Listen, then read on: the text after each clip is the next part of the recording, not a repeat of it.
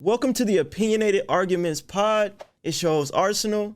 Alongside me is my co-host Orix. What's up? We are going over the post-Major 3 outcome. We're going to talk about the champions, Toronto Ultra. We're going to talk about all the teams that need roster changes. We're going to go over a tier list. And this is going to be our first ever episode of this podcast, man. Yeah, so let's hop right into it. We're going to be talking about the bracket first. We're going to be talking about Boston Breach. So as you guys can see, we got winners round 1, losers round 1. Boston went up against Texas, and they beat them. Yeah, an upset. Yeah, bro. Crazy upset. I didn't, honestly, bro, throughout this whole tournament, like, Optic had, like, some crazy matches, but Boston, this was a very confident 3-0, bro. Like, this was a very confident 3-0. Yeah, a vibe kill. Yeah, like, you know, the matches were really close. They beat the home team and the home crowd. Like, they came out swinging, bro. This was really good for them. And then going into the next round, they play against Ultra, man. So another close match. This is super close, bro. Went to map 5. Honestly, like if Boston would have won this, I don't know if Ultra would have won the event. Look, yeah, I truly don't know if they would have been able to make the run. Like it would have been super interesting, but like. Okay, let me ask you a question. How do you feel about Boston? Like, where do you place them at? I know we're gonna go over a tier list, but where would you say, like based off of this event, where would you put them at, like, for you, just for like personal? I mean, for me, I think they're still in the middle of the pack. I think them beating Texas was very good, but yeah, they're still struggling to close out matches. They could have beat Toronto. It was a really close match. Came down to the wire, you know, with Awakening. And all these like superstars now that they have, because it is a good team on paper. Yeah, but like not facts. But they're still not closing out, and I don't know. I mean, you look at they play against Texas again, the losers bracket, and it's another back and forth match, and they just can't close these, you know, big series out. Yeah, they can beat a Vegas, they can beat a Florida, but it's like, you need to be able to get over the hump. They can't beat the teams that they need to beat. Yeah, they gotta. And it's interesting because the Beans pickup actually turned out, like, for that first match, Beans went crazy. Like, a lot of, like, Beans actually improved a lot from, like, his online play to when he got to LAN. He really showed why he got picked up. It's crazy, like. Yeah, that winner's round 1, and yeah, he shut down Dashy. Yeah, bro, he went crazy, bro. Dashy. So, yeah, bro, he's fried. All right, so we hopping into loser round 3, and then Boston went against Vegas. Like, Boston, they 3-0 Vegas. Yeah, bro, like, they were looking pretty freaking good, bro. They like you said, bro, it's just a lot of, it's like the hump, bro. They can't beat these top teams to become like a top team. Like, it's very hard for them to do it. So yeah, we hop into losers round 4. Obviously, we know they go against Texas, and Texas at this moment are going crazy with this losers bracket run right now. Like, they're at home. The team is actually playing in unison, so they play against Texas. Yeah, they really basically Boston is coming off a loss, Texas is coming off a win. So it's momentum based, man. That's how COD is, bro. It's literally momentum based. Like, especially at LAN, it's momentum based like crazy. So they lose, they get knocked out, and we'll look at the placings. I don't know what they placed. Let me see. Will it tell you? Boston got 4th. Tell us what they placed? They got 4th. Okay, Boston. Yeah, Boston is out with a T4 placing. Oh, okay. They're out with a T4 placing, and they look pretty good. They're still like a T4 placing is really good based off of the teams that we would put in the top 4. Honestly, like, yeah, but LA Thieves dropping down top 8. You know, I don't think that's happening again. And if it is, yeah, it was just like honestly, yeah, nah. LAT had a terrible event. We'll talk more later. NYSL had we'll talk about that. What is the next team we're going to talk about, man? I think we should start the tier list. At least spot them somewhere, put them somewhere. Okay, bet. Bring up the tier list if you can, and I got you. Yeah, after all that conclusion, I think that they're good. I think that their team is solid. The Zinni, you know, dropping Zinni was probably really good for their team. It was the best thing. Yeah, it was the best thing. No offense to Zin, but Beans is him, bro. Before we place them, I do think that Awakening has been slowing down. He's not the same. He's not the same Vanguard Awakening. That Yeah. all-star big wake Modern Warfare.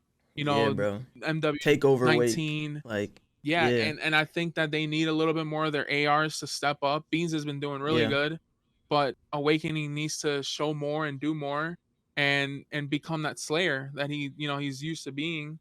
And for me, they're middle of the pack. I don't think they're an A team. I don't think they're an S Mm-hmm. team.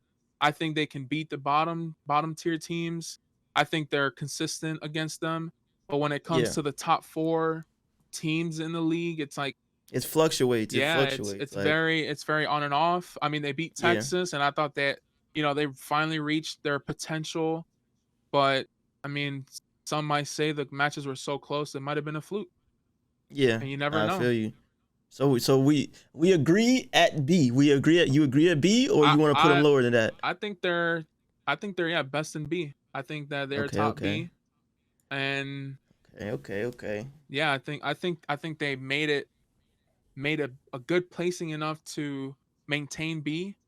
Mm-hmm. But I think they need to beat a couple good teams to break into A, at least. Yeah, I think it's a consistency of the majors. Like, a lot of things change based off of like majors. You have your matches and then you have your majors, but a lot of bro, like you said, like LAT might, depending on like how they perform, like this up and coming major will like let us know a lot about them. Same with NYSL.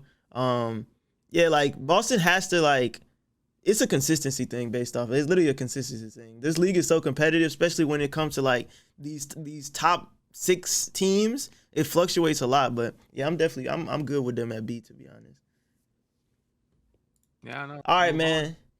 So now we back to the bracket. What team do you want to talk about next, man? FaZe. I think FaZe is on. All right, so we got the FaZe boys. We got the Atlanta FaZe, man. So winners round 1, they 3-0 LAT, man. They steamrolled them, bro. Like they body slam them. Like I was thinking, you know me, I support the thieves. I be thinking that like it was gonna be close. It was not close at all. It was not close at all, bro. Like it's actually like crazy. Yeah, I think Slasher, he has a grudge on them. He got dropped by them. Yeah, bro. He said it taught him how to fucking play. I taught him how to play. I think this was his match. He proved his point. And he definitely came to play. I mean, he dropped the 4.0 in S&D, so. Yeah, dude, he went stupid. All right, man. So then they advance on to winners round 2, and they play against. Honestly, every time these two teams play, the matches are crazy. It's either somebody gets 3-0'd or it's going Mat 5, bro. Like, it's actually crazy how Seattle Surge and Atlanta FaZe like play each other. They're literally like. It's like they're made to play each other. Like they counter each other in a way. Yeah, I mean, and looking at the stats, Cell carried. I mean, if you look at the stats on the series, Cell did a lot of the work. Yeah. A lot of people. I mean, most of them dropped under a 1.0 in hardpoint. Besides Cell, he dropped a 1.4, and in control as well, he dropped a 1.3. And you have like Slasher on a 0.6. BZ on a 0.87, Simp on a 0.61. Their S&D was really good, but we all knew that was coming into the series.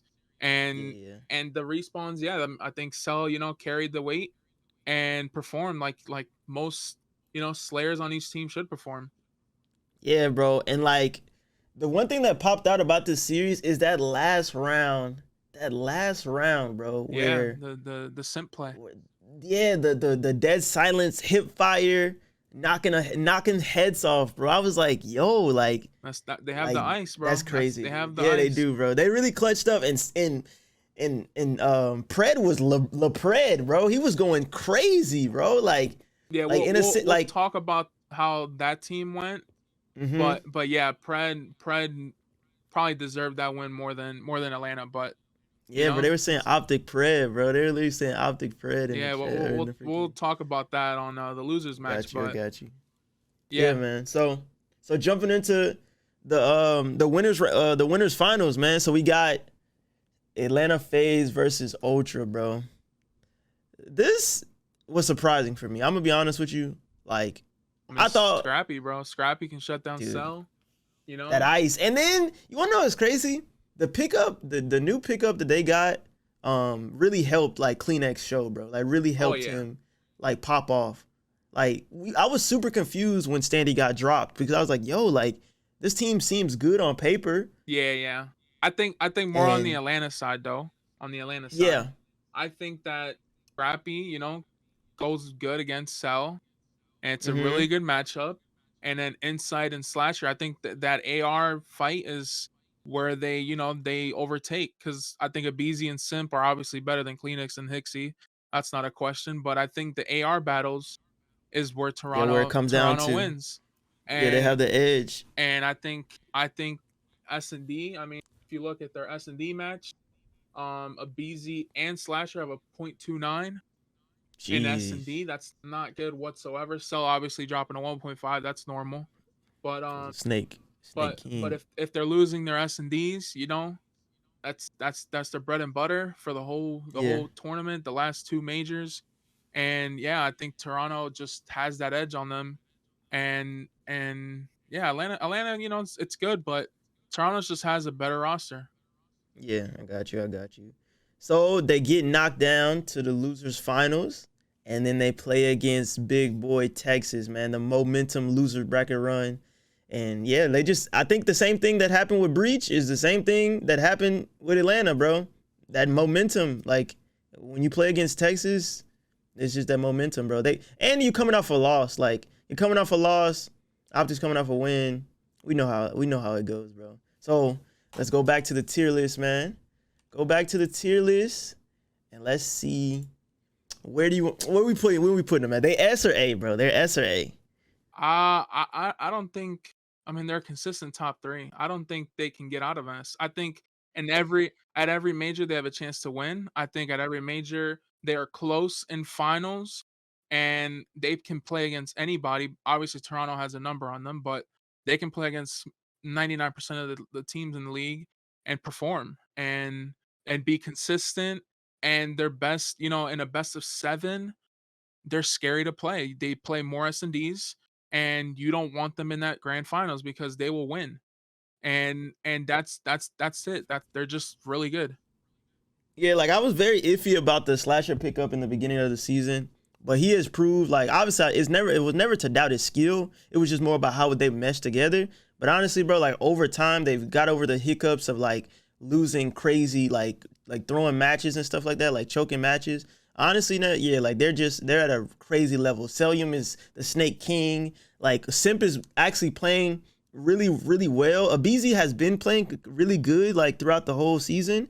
And honestly, they're hitting their form. I think like that win for them really helped their confidence and like realize who like they were. Like they understand like what type of players they are. So yeah, bro, they S, man. Like Yeah, I'm all right with without a the doubt. S.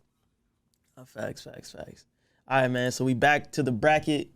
Who else do we want to talk about? Oh, we got the Florida Mutineers. Yeah, the We talking about upsets.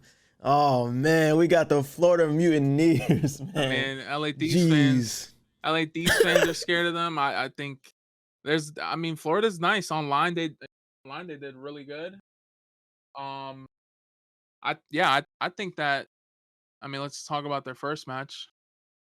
That's pretty big upset that they had. The subliners. They're bottom on the bottom. They're subliners. Oh, you talking about? Oh, okay. Oh, No. right Yeah, here. Oh, yeah, because they was in losers bracket, losers huh? They bracket. started in losers. Okay. So they started in losers round 1, and they play against, if not like one of the best teams in the game, bro. Like NYSL, like are good on paper, bro. Like on paper, bro. These kids, like these dudes are nasty, man. They 3-1 them.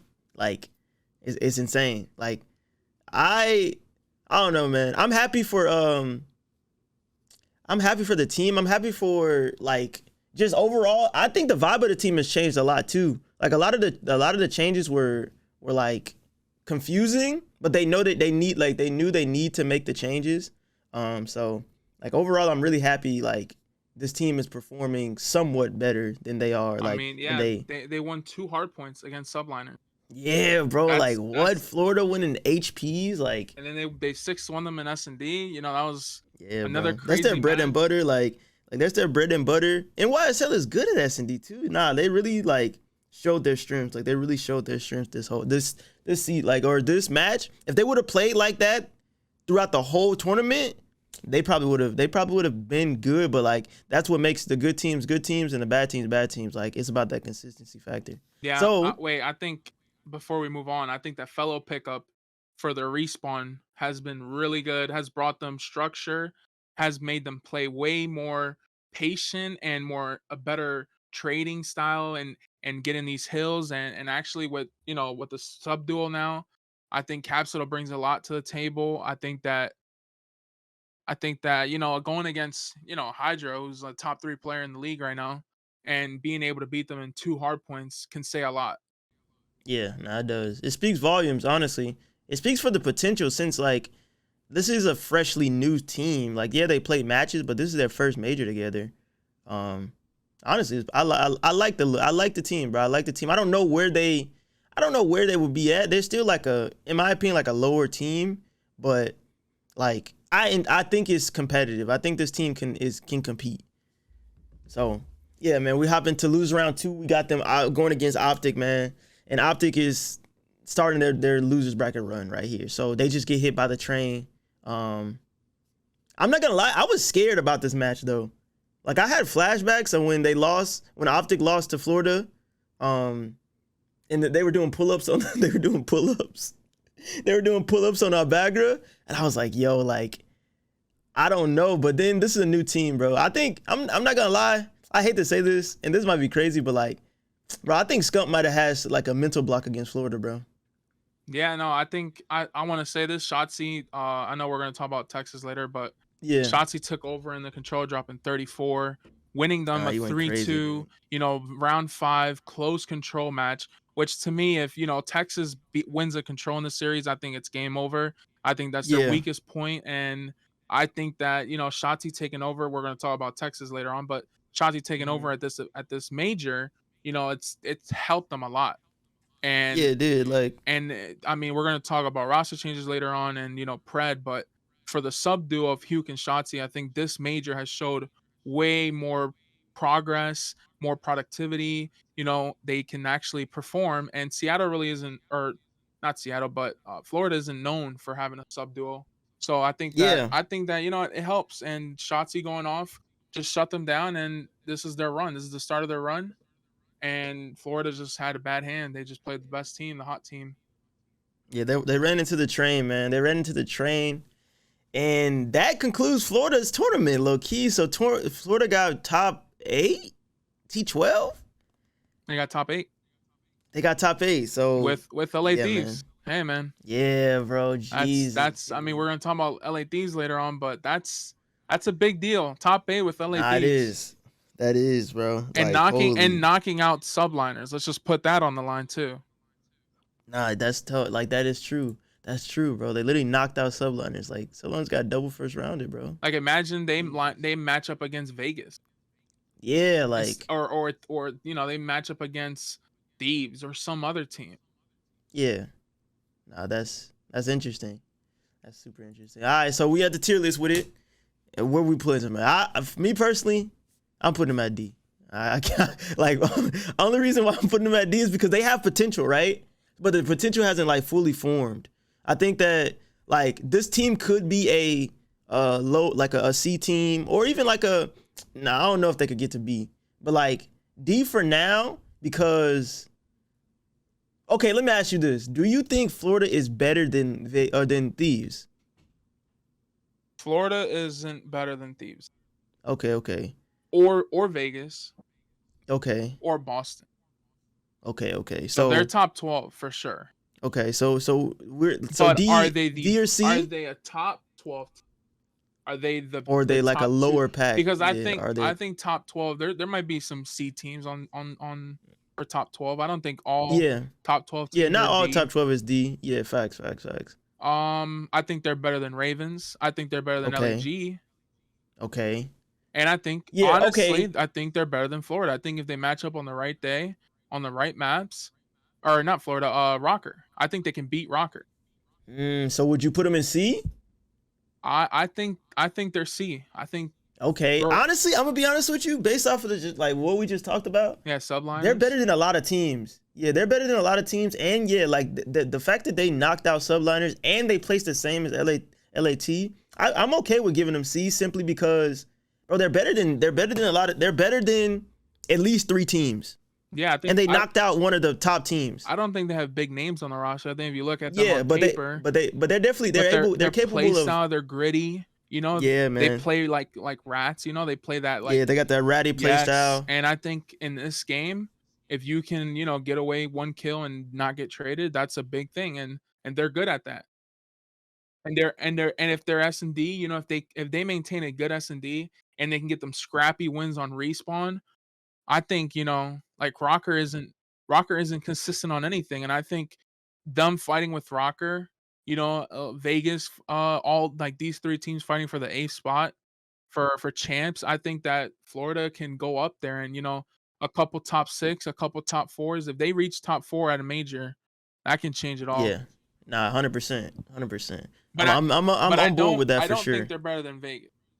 Yeah. But they're in C. They're just not the best right now. They're not the best C tier team. But that's fine. So hopping back onto it. Wait, who else? LAG. So we're talking about LAG, man. Dude, I'm just gonna say this. Like this probably like okay, so we know LAG, like the whole organization is going through like changes with like they're dropping other esports teams, they dropped their AM team. Bro, I really feel bad for Alec, bro. Like I really do feel bad for Alec, bro. Like they let Hoop go. I honestly, online they played against Vegas, they beat them 3-1. They played against Florida, they beat them 3-2. You know, couple other matches, they went against Ravens, they lost, but Ravens actually looked pretty good online. Yeah, I think they lost 3-0 to Breach. Yeah, I think their online matches they lost to Optic, but I think before the major they were looking pretty good. And I think that ARSNL had a hand problem, which probably didn't help Yeah, them. he did. That's unfortunate for Alec, to be honest. And I mean, looking at the series, I don't know. Yeah, maybe on a different day, maybe before. Yeah, they might make a stride. They might make a stride, or like if everything goes smoothly. Yeah, they would have probably won that. Yeah, because they beat them online. So yeah, so maybe honestly, it's hard to judge this team based off of like the unfortunate like events that has happened with like Alec and that, but so it's hard for us. But let's just talk about like their run, bro. They lost, or they were in winners. They were in winners round 1, and they lost 3-2 to Seattle to Seattle Surge, which is this is good for them, bro. Like they're keeping up with these dudes, even though like Seattle's kind of like wishy-washy on some days, but like I feel like this major they actually played pretty good. Like for this match, I was just saying for this match they played pretty good, and yeah, bro.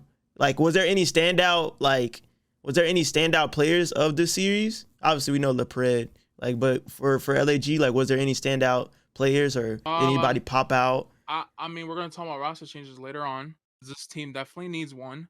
But Assault overall in the series dropped a 1.17.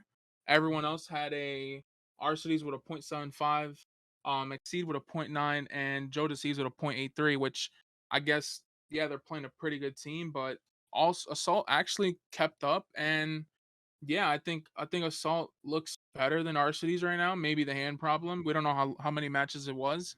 And you know what I think it is? Like I think it's because Assault, those are his teammates. Like those are his teammates from AM, and it's like honestly, ARSNL is kind of like the odd man out of that team. Like obviously he's the pro, but like Assault knows like he plays with them. He's been playing with them in the AM, like when they were in the Challenger series. So like yeah, I mean looking at some of the maps, they won Control 3-2 and all had a 2 point. And ARSNL had a 0.93 with 14. So you had double ARSNL's kills. I mean, look at that S&D. The S&D he had a 1.5. He went 9-6, while ARSNL's went 4-7. So I know we're gonna talk about the roster changes later on, but there's definitely unbalance in these ARs. Both of these, you know, ARs, and I think you know ARSNL's might have had a bad major, but there's definitely something going on where, yeah, I think you know Seattle also has a good duo AR. Sib is really good, but I mean, what can you say? Assault And actually did. do you think it might be or it could be based off of like the role change? So since like like basically it's like kind of forcing RCDs to play like a not the superstar AR, but more of like a secondary AR, like a support like AR. Yeah, I don't. Yeah, like kind of with the subs. I mean, think about it. He was on FaZe, and he had that same role, and it wasn't going good for him. Yeah. Celium took his role. Why everybody that he plays with, they take his main, they take their main role. Yeah, and then when he had like, on Huntsman, I know it was a long time ago, but he played the main on Huntsman, and he did pretty good. I think he's more of a main, slow paced. Read and people map. and every time that he teams with someone, they take his main role. Like they'll take like I was watching the Optic the watch party, and they asked him like, yo, like, or Krim asked him like, yo, did Celium let you know that he was gonna take the role? And he was saying like, he basically said he pulls out, like they were struggling and he pulled out a sub. Maybe he's just like, he just want to win, so he's just doing what he has to do for the win. But it's also ultimately costing him, like not making them win because he's not playing his best COD doing that. Yeah, I think he might want to fill as a flex, but I think he's more of a.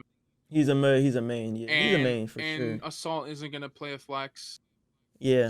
And that's the conflict right there. It's so they have to decide on who wants to flex and who wants to main, and I don't think Assault's gonna give it up. No matter if RCD is the better player. I think that this is gonna come down to a roster change. We're gonna talk about it later, but yeah, they I don't know. There's something going on with both of them that they can't play together. Their play styles. Yeah. Okay, so hopping into let's see. Okay, hopping into to losers round 1, they play against Vegas, and is this the match that RCs has to leave? This is the match, yeah. Yeah, okay, so this is a match with a hand problem, and like, dang, dude, like you can't. It's so hard to. This is a match where it's a what if. He only plays the first map. Mm-hmm. And they get smoked, and then I'm guessing he just wanted to leave. Yeah. Yeah, he said that he was trying to play through it, but it got to a point where he literally couldn't shoot. Like he was saying, like he couldn't shoot. He said his hand was swollen. Yeah, I don't know if they beat them. If he's good. Yeah, but I think it might have been a close match. Yeah. But I think Vegas was on another level at this event. Yeah, they really were playing really good this event, to be honest. And I think maybe it would have been a map 5, but I still think Vegas would have won. I'm looking at the series. I mean, there's nothing to talk about. They got smoked. Yeah. Siege went 8-0 in this map. God dang. And they did lose their control, but Exceed and Joe Deceives took over. Yeah. Hardpoint, the fourth map, Hardpoint was close, but Temp had a 2.55 KD. Map 4. So I guess they had no chance, but I don't think, even with RCDs coming in and playing, I don't think it would have been. I don't think they would have won. I think it would have been. It would have been enough type shit. Yeah, I feel you. Yeah, but I don't think it mattered if he played or not. Like I said, this is more of a role problem at this point. Yeah, it's a clash. Yeah, I definitely see that, because it's like, I feel like everybody in the community knows it, and nobody, like, everybody's in the community is seeing it happen, and they're just like, dang, like, who are they gonna choose? Are they gonna choose RCDs? Are they gonna choose because it was a bold move to even pick up the AM team, but the AM team was better than. They were just better than like the initial roster. But I wish that hopefully everything gets figured out. Maybe after this next major, some changes are made. But yeah, so what do they place this event? They're just straight up. For placing, they got top 12. Yeah. Okay, so they got T12, and you said you want to put them at D. I'm okay with putting them at D. I think they're D. I think that hopefully RCDs gets better. Mm-hmm. But I don't think this major they did enough to get C. And I mean, there's got to be bottom of the barrel, and I think that they're at the bottom. Yeah, I got you. Nah, I hate to say this, but there's a lot of teams that you don't want to waste like a lot of time talking about, because there's not much to talk about. I think this is one of the teams where it's just like, it's a lot of what ifs. Not a lot of things are kind of blossoming or going in their favor. So it just makes it really hard for us to like make compelling points. So yeah. So hopping into the next, we have, oh my goodness, we have LAT, bro. Oh man. Well, they started winners round 1, and they went against the boys. They went against Atlanta FaZe, and they got steamrolled. Big body steamrolled. What do you? I'm gonna be honest with you, Orix. I'm gonna be honest with you, because this is what we've debated about this like a lot. We be playing ranked and we be talking about this, bro. Who do you think the problem is? I know, like, do you really think Draza is the problem? I think that, all right, looking at the series, Yeah. overall he dropped a 0.56. Come on, Draws. We need more out of you, Okay. Draws. Kenny and Envoy both got a 0.77, and Octane dropped a. I don't think this team needs more slaying. Yeah. But they need more pace. I think pacing. I think that if this team was faster, in Vanguard they were pretty fast. Yeah. But it took them a while to get there, though. It took them a while to get to that speed. But Atlanta has speed. Yeah, they have everything. They have it already. For them, this is like, I guess, yeah. In other majors, people would be like, yeah, Atlanta lost to LA Thieves. LA Thieves had their number, but I think that they were figured out. I think Slasher knows how they play, and Slasher most likely told them, play faster, and they won't keep up. Yeah, outpace these kids. Yeah, just gun them. Like, play confident. This is how you just like body people, like, or body these players, like. And he said that after he won, he's like, I taught these players how to play, man. Like, and that's crazy. And then I'm looking at the series on map 1, it was a 250 to 239. But if we know something about Atlanta for this past 2 majors, it's always getting mixy in the hard point. They're not the best hard point. They're probably bottom of the barrel. And if they beat you in a hard point, it's pretty much chalk. Yeah. Because there's no way they 6-0'd them in S&D and they 3-0'd them in control. So I think if you can't take the hard point off of FaZe, yeah, you're gonna have a bad match. I think most likely, I think that Atlanta had their number here, but yeah, losing the hard point was bad for LA Thieves.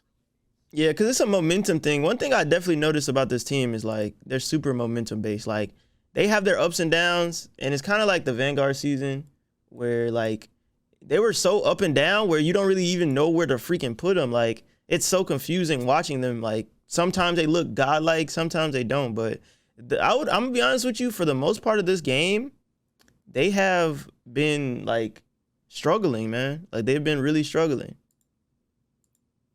Yeah, I think when they play the top teams and they can't keep up, or they can't be consistent every major, I think that's where they fall down against the top teams. I think they have the Boston effect, and they need that consistency, get over that hump. They need to figure out how to beat these top teams consistently, because they can beat them, but it's an on and off. It depends on the day. It depends on the maps, the series, and and Cell. I think Cell has their number. I think Draza and Cell right now have a feud. If they play, it's more, and Cell is winning it most of the time. Cell definitely has his number, and I think that's getting to him. And Draza has a mental block against Cell, and that's it. Are you okay with Kenny with the sub? I know, that's like a big, like, nobody's talked about it, but that's just something that when I think of every Kenny, year. I think of like every year it changes, bro. Like, every year it changes. Like, is he faster than Draza? Is Draza faster than he is? And maybe that's the reason why Draza is not performing the way he's like he's supposed to. Like, I don't know. I think that Kenny is a really good flex. Yeah. And he knows how he can play faster. But I feel like, look at Atlanta. Like, you have 2 fast players, and then like a guy that can get faster. I don't think you have 2 fast players. You look at every team, both SNGs can play really fast. And I think on Thieves, they have one really fast player, and then 2 medium pace, medium play, and then one slow player, and then one really slow player. So I think that they need to get the pacing got to change. Yeah, could they keep up against a rokkr? they could beat a rokkr, but Yeah, 100%. but are they going to beat a team like Texas who has pace, who can just outrun them? Yeah, just Or bulldoze them. Those are the a teams that they Toronto. lose. Yeah, Like these top teams where I mean they're just going to get ran back and forth, and they got to actually fight and not just pre-aim. I think that's yeah, their main thing. yeah, man. It's interesting. Honestly, like I always root for LAT a lot. Like just based off like I mess with Kenny a lot, and we seen him come up as an AM. So it's just like I mess with him a lot. But yeah, they go through a lot of changes. Like every year, it's like an emotional roller coaster with this team. And yeah, so basically they get not like they lose and they go to losers round 1 and they steamroll rokkr, which is expected. Like we know that rokkr is really not one of the best teams. Like they're like a hot. Like what would you have them? I have them in like I have them at like D tier, to be honest. I have rokkr at D tier, so I expect LAT to come out and win this. I think rokkr isn't good at anything right now. I think they're like mediocre at everything, and they can't really like stable themselves on certain game mode. Yeah. And I think LA Thieves just has more of a teamwork play style, comms, Mm-hmm. so they can like beat people like Like this, through yeah. just With comms. even with the slower play style, even with the slower play style, they still can't out teamwork play like people. Less These type of teams. mistakes. I think rokkr Yeah. makes the most mistakes. I think that So they get punished a they lot. either play too fast, too slow, or neither. And Yeah. LA Thieves can just abuse that, and they can they're doing this, and they can point it out and pick up on the mistakes, and then win games and just get. I mean, if you look at it, it was a 250 to 236 on hardpoint. They must have just close match. Whoever wins the rotation. Clutched up one day G fights, rotated, one day gunfights, and then that's all it is. But yeah, I think rokkr, they lost the S&D 6-2 and then the control 3-1. I don't think they're really good at anything specifically, and we're going to talk about them later on, but LA Thieves is just that one of those teams where if you're making mistakes, you will pay for it. Texas last year was known for making a lot of mistakes, and they pay for it. And that's just LA Thieves. If you're not playing correct and you get caught up, you'll get punished. Yeah, you will fall back and lose every map. That's just how they are. Yeah. All right, so they advance and they play against. Honestly, this is their kryptonite. Like this matchup has been crazy throughout this throughout this season. They play against Vegas, man. LAT versus Vegas, and dude, Vegas goes crazy, bro. Like, I mean, Vegas played unreal this major, bro. Yeah, I think if I looked at this overall stats for the series, and you told me that LA Thieves at 3-1, I would say how. LA Thieves, Envoy dropped to 1.04, Octane dropped to 1.8, Kenny had a bad series, 0.85, but then Draza dropped to 1.01. They all had above 1.0s. Yeah, they all had over 8k damage. I mean, they were in it. They were definitely, keeping up. And they just, I don't know. I mean, Two Real had a 0.96, CJ had a 0.84, Temp went off with a 1.31. And Clayster with a 1. He had a 1, solid 1. And yeah, I think they got out teamwork. I think these two teams go off of teamwork and rotating early, and they make the less mistakes. And Clayster is known for that, known for leading his team and telling them, hey, let's do this. We can't do this mistake. And Thieves are just like that. Yeah, it's crazy. Like, wait, if I'm not mistaken, is this the comeback? Yeah, first map.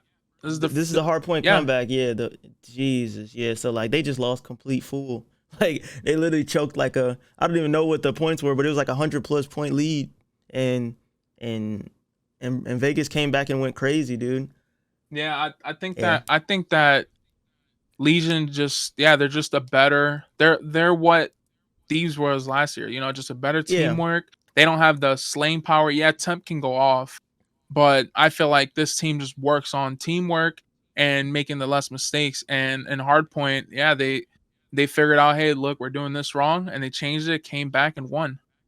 Yeah, I think Vegas really has these numbers this season. Honestly, like I feel like Temp is on his revenge tour against his boys, bro. Like that every time he plays them, Temp and Tej, bro. Every time they play them, it's always close, man. Like it's crazy. I mean, remembering last year, LA Thieves was really good at hardpoint, In this series, they lost both hard points and an S&D. It was a close S&D, a 6-5.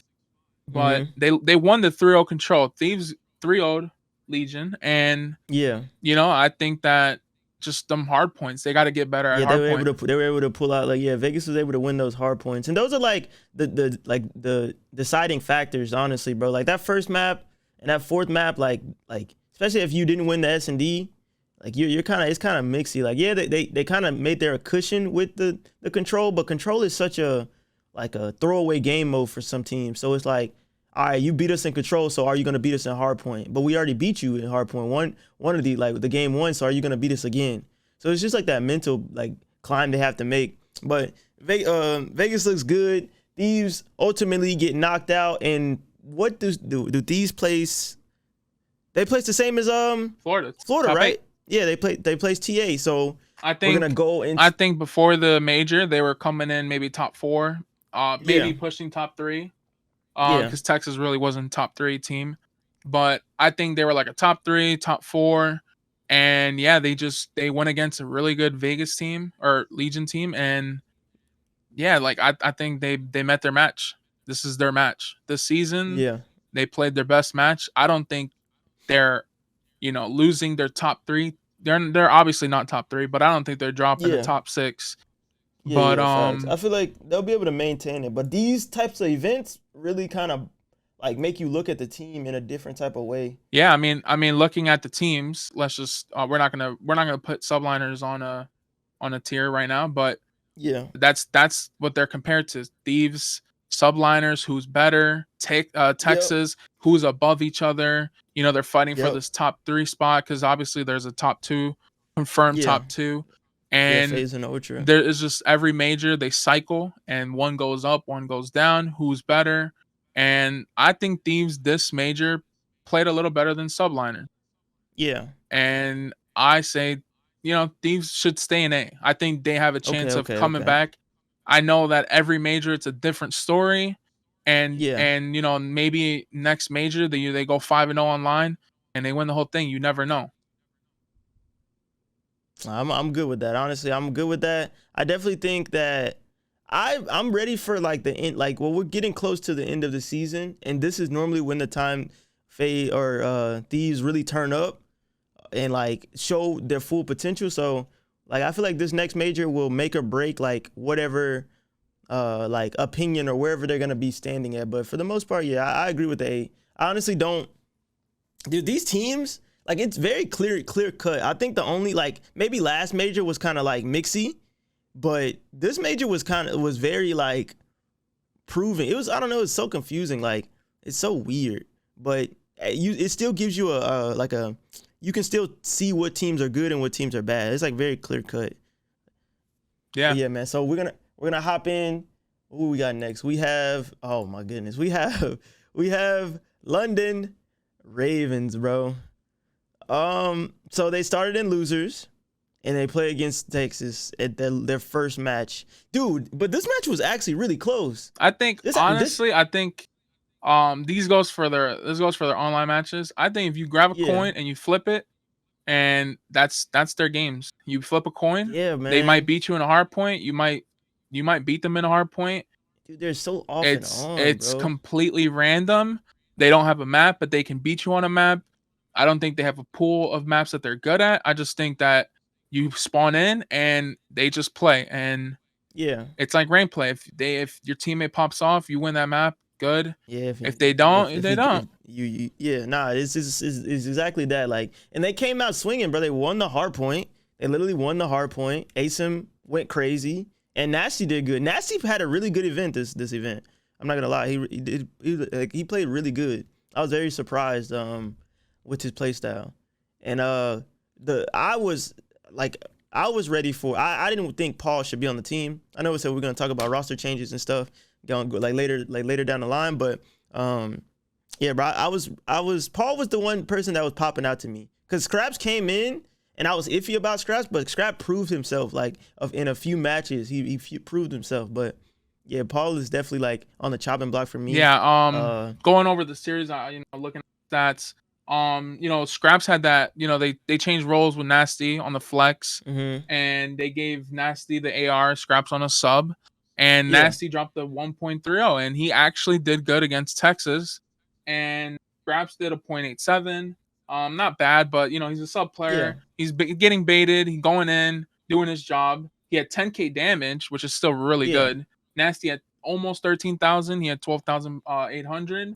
And then Asim's, the consistent boy, Yeah. 1.17, 12k Route damage. man, bro. But yeah, if we're looking at stats, Paul dropped a 0.77 with 8k damage. Yeah, So man. Like, that's rough. just it's a big difference. Like, it's a big difference with pacing and just engagements and everything. Like, even in specifically just the hard point, he had a 0.88, and he only had 2K or 2,600 damage. Yeah, I think Like, in for Texas, we're gonna talk about them later, but for mm-hmm. Texas going against London, I think that the subs on Texas don't match up. Like, they're not that much better than Asim and Scraps. I think Asim has their Yeah. number, and I think it comes down to the ARs. Ghosty had a 1.05 and Dashi had a 1.15, but then both subs, shots, and Hugh had a 0.8 and a 0.93. Yeah. So you can see that the subs are struggling on Optic, Yeah. but the ARs are just doing much better. And Paul X is obviously one of those ARs that are going up against Dashi and Ghosty. Nah, facts. Yeah, like, and so okay, so they win the first map, they lose the S&D, they win the control. Dude, that control was so weird. It was a weird control. I'm not gonna lie. Like, I think this is the one that Ghosty had like bad math, or like Optic thought they had to kill like enough ticks or kills, and then they gave like up the yeah, it was and they all gave up. defense. Yeah. It was all So defense. we already know how like a bagger or like a fortress control is. It's freaking a snooze fest, bro. Defense heavy, crazy, and then Optic wins the hard point, and then they win the S&D, and the S&D was close. They like Optic won 4-6 or 6-4, and then game 5 they won 6-4. I mean, yeah, look back at the control, and look at Asim and Nasty, how many kills they dropped compared bro, to they the were other two. frying, They dude. fried, bro. They Dude. fried. Paul dropped the ball, bro. Like shotzzy didn't have a good seat. Like, oh my god. Now Hook didn't have a good match in that control, but Ghosty and Dashi played really well. But Paul is like a consistent. He isn't in the green. Like, I know everything is not about stats, but bro, we're like it matters, bro. Yeah, like, it shows. It shows. Yeah, it shows. And it really the thing, I know we're gonna talk about roster changes later on, but I think London really needed that AR change, because even if you look at the hard point that they lost, fourth map, Nasty still went off. No matter them losing, he still did good. And Paul X another 15. Like, that's just not helping. And then Ghosty went 24-18 on his first major series. fried, Game bro. on the line. They needed to win this, and they fried. The ARs fried this series for Optic. Fried, yeah, so they just got outclassed when it came down to it. They choked a couple S&Ds, and they didn't close out on the hard point. So they lose that, and they're out of the tournament. And what do they place? They T12. are in T12. So let's put them. I'm gonna be honest with you, they're just deep, bro. We don't even gotta talk about it. Or do you think they should be anywhere else? I think their roster change may put them higher, but for this major, but for this major, they're definitely deep. They're better than LAG. Okay. We can move them, slide them a little, give them a little bit. But yeah, they're definitely deep, and at least they worked on it. We're gonna talk about roster change. They worked on. They definitely made it improve. They definitely knew what they were trying to improve. Yes. Yeah. All right, man. So we have subliners. Oh my goodness. Okay. They started in winners round 1. DFR'd. Duh, like, this is so insane to me, man. It's so heartbreaking too, because like Hydra's mom was there. Like, Hydra mom flew out there, and they just didn't perform, bro. They just didn't perform at all, and it was super confusing. Like, watching them play, it just didn't seem like they could ever find their like footing. It just felt like they were getting ultimately outclassed by Ultra, man. Like, Ultra was on a different type of form, so like, it makes sense. But I thought this match was gonna be closer than it was, bro. Like, I really thought it was. So yeah, man. Like, Who popped off? Who popped off this season? I think that Scrappy and Cleanest, this is their start. Scrap, yeah, Scrap. This is the start of their holy run. And this is the first match. If they could ever have 2 MVPs for a major, it would be these two. These two carried the team. And we're gonna talk about Toronto later on. But they went off. They 102 kills for Kleenex. That's huge. Nah, that's crazy. Yeah, that's crazy, bro. And I mean, Hydra still had a good series. Kismet still had a good series. 100 I kills. mean, not to point out, but there's obviously one guy that's falling behind. Priest is looking rough right now, man. P-Dog is looking rough. And I don't know if it's like because all of these teams are like the pacing and stuff like that, but I don't know what it is, but he's getting caught in the mix a lot, and he's not coming out on top with the engagements and stuff like that. But yeah, bro. They get 3-1, they drop down to losers bracket 1, and they play against Florida, and they lose, bro. I was really like, dude, this event was an emotional roller coaster, bro. Like, watching this event was like, yo. I mean, yeah, looking at the overall stats, Florida got outslayed bad. Dang, bro. 0.86 for Brack. Cap had a 0.88. Fella had a 0.91. Everyone outslayed. There's one guy that didn't outslay on subliner, and he dropped 57 kills in the series. Everyone else had a 70 over.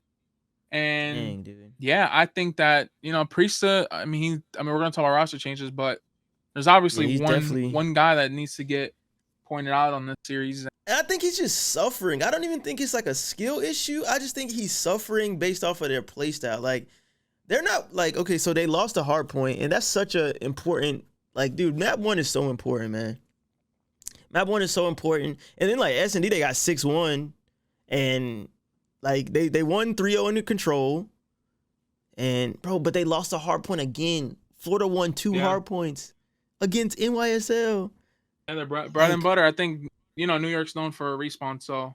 Yeah, bro, they're, like, slay heavy, bro. So, like, them losing stuff like that is just, like, they definitely were on their game this major, and they placed T12, man. Like, yeah, it's crazy. They outslayed. They just couldn't close out the series. Yeah, I mean,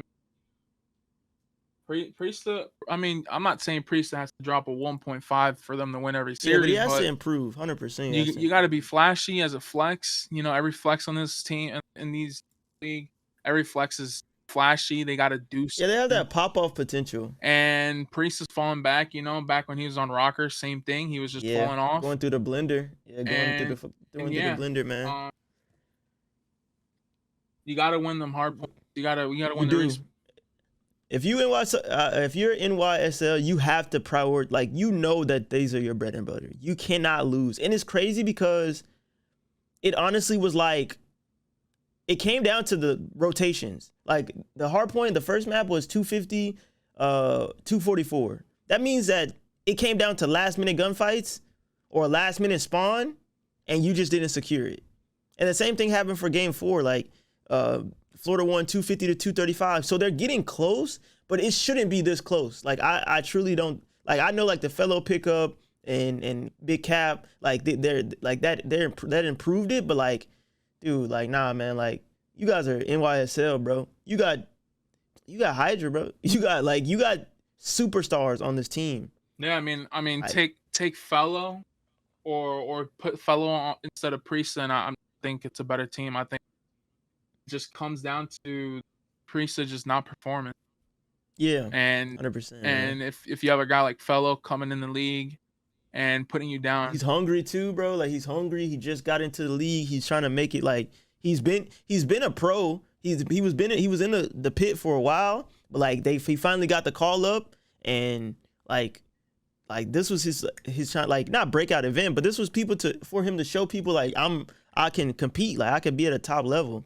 And yeah, man, they just suffered the consequences of these players popping off. So let's get into the tier list. Where we got these boys at, man? I still have them. I'll say I have them at A. I have them at A because I think that they're better than Thieves. I'm not gonna lie to you. I think them and Thieves are like fighting for But are they better than Boston? Yeah, they're better than Boston. I think. Yeah, but better than Boston. I think obviously the Florida match, people might put them way down and like overreact. But I think that could have been anybody. That could have been rokkr. That could have been anybody, and they would have lost. That would have been Legion. They would have lost. Like I just feel like Florida was playing at a really good level. I Like that don't match. I don't They were think really I playing don't think it was just like Florida's the one team that could beat them. I think it could have been any team at any place, and it would have been the same results. It was just in And the cards for Florida, to be honest. and yeah, I think at I think they still can come back. Yeah, no, I think they have potential. They're definitely on the chase. Like, even based on about points, like they're fourth right now. Thieves is 5 points away from them. Like, so these upcoming matches and this major will. I think I think they got top 12. I think they should be behind. You think they should just to be fair, because they got DFR. They got DFR. That's fine. I'm okay with that. I'm honestly okay with that. Like, they got DFR. They should have been, like, on paper they're the best. They're the better team. But like this event, they did not show that. So I'm cool with that. I'm actually cool with that. they might be B. There's teams that we're gonna put in A and B. And they just move them down based off. They might get bumped down because okay.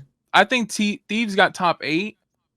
And that might have saved them from a B tier, but I think a top 12 and DFR that might put you a B. It knocks you down. It knocks you down a bit. Because I think we're gonna put some people in A, and they're nowhere near, like, if we were to put another team, I think they're nowhere near that level.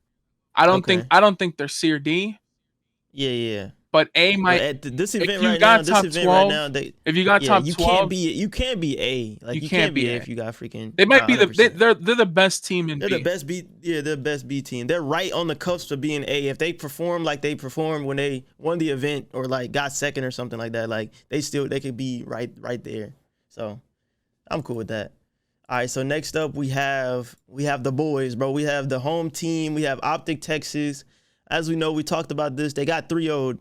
We don't really have to talk about this match, bro. They got 3-0'd, and now we talk about the losers bracket run. They drop down. They pull out a crazy win against London. I also wanted to highlight that, Ghosty turning on ASIM for that S&D. He turned on ASIM, and I was like, yo, like that was it. Ghosty had 2 turn-ons, like that would have changed the factor that he didn't get those kills. They probably would have lost.